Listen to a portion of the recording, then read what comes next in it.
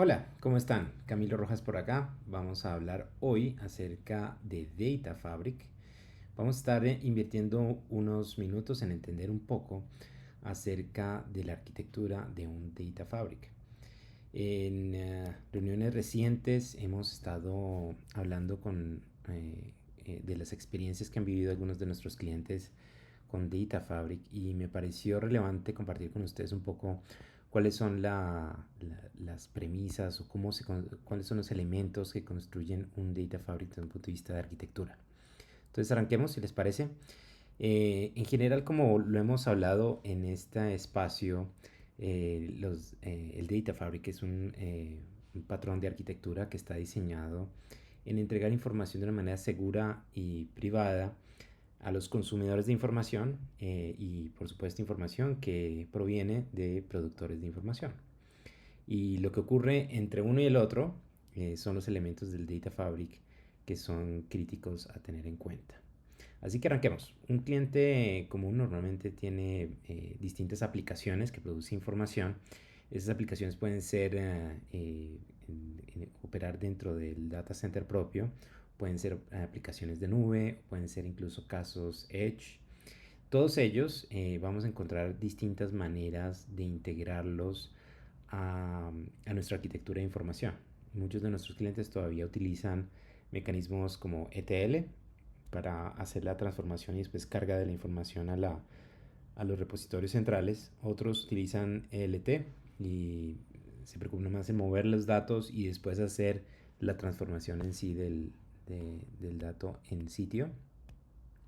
También hay otros clientes que utilizan modelos de virtualización de datos, en donde lo que buscan es poder entregar información sin tener que copiarla siempre. Es decir, ofrecer tablas virtuales donde pueda mantener en caché dentro del Data Fabric parte de los datos y poder entregar de manera rápida a los consumidores sin tener que copiar, sin hacer el tradicional copy-paste que implica una alternativa como el LT o la replicación de datos, ¿no?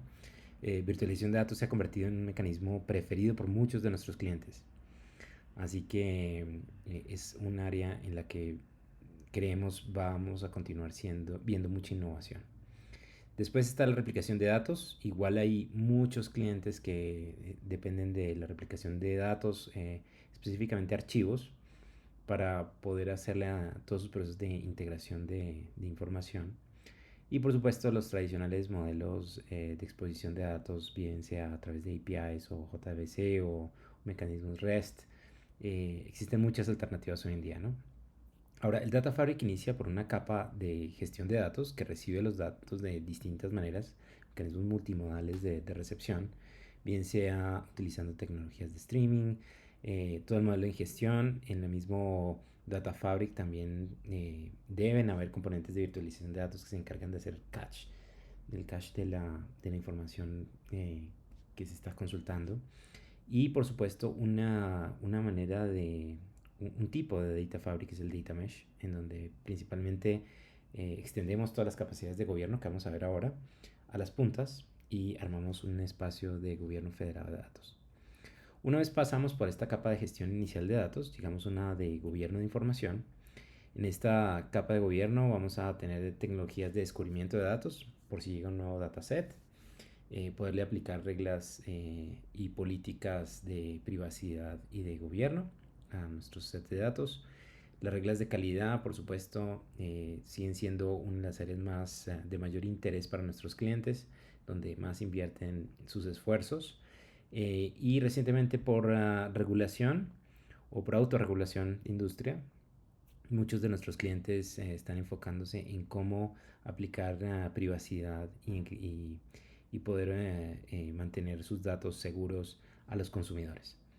Hay dos iniciativas adicionales que son muy comunes en esta capa de gobierno de información. Una, el de tener no solo el catálogo, pero tener el linaje de la información, poder entender claramente si hay un dato gobernado dentro de un catálogo de información, de dónde proviene ese dato, qué transformación tuvo en el tiempo.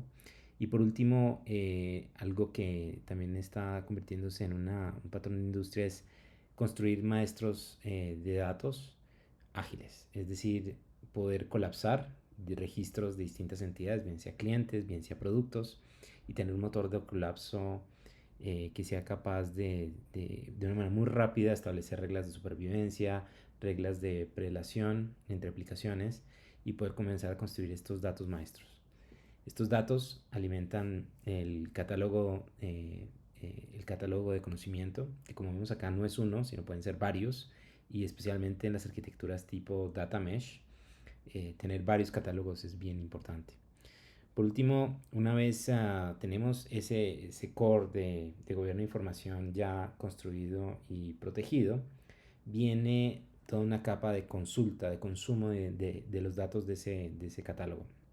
Y acá se aplican reglas y políticas que garantizan casos de uso como por ejemplo residencia de datos. Si el catálogo contiene información de, no sé, ciudadanos europeos y quien está consultando es un usuario americano, entonces debo dentro del Data Fabric tener la tecnología para detectar de dónde proviene esa consulta y qué tipo de ubicación física tienen los datos para poder hacer la interpretación y poder aplicar reglas de residencia. También genera reglas de consumo y lo que produce es que podamos extender una capa de consumo de información hacia nuestros consumidores, normalmente a través de APIs. Ahora, aquí muchos de nuestros clientes nos dicen, ¿sabes qué? Yo no quiero que mi Data Fabric sea simplemente un pass-through de información que gobierna los datos. Es un caso de uso válido, pero muchos de nuestros clientes lo que dicen es, ¿sabes qué? Yo quiero guardar también eh, agregados o quiero guardar mis datos maestros o quiero guardar información que es generada y pulida a través de ese catálogo. Y aquí hay distintas opciones de cómo almacenas dentro del Data Fabric la información. Bien puede ser a través de mecanismos, como vemos acá, relacionales o mecanismos no relacionales o no únicamente relacionales, not only SQL, o data lakes o lake houses o algún mecanismo de almacenamiento, bien puede ser en Object Store y, y poder tener esa persistencia en el Data Fabric. Después de esto, vamos a dar cuenta de que tanto la capa de entrada como la capa de salida de ese Data Fabric realmente es un mecanismo de input y output. Y si se fijan en el diagrama, lo que estamos haciendo es blindando esa capa central de gobierno de información de los catálogos.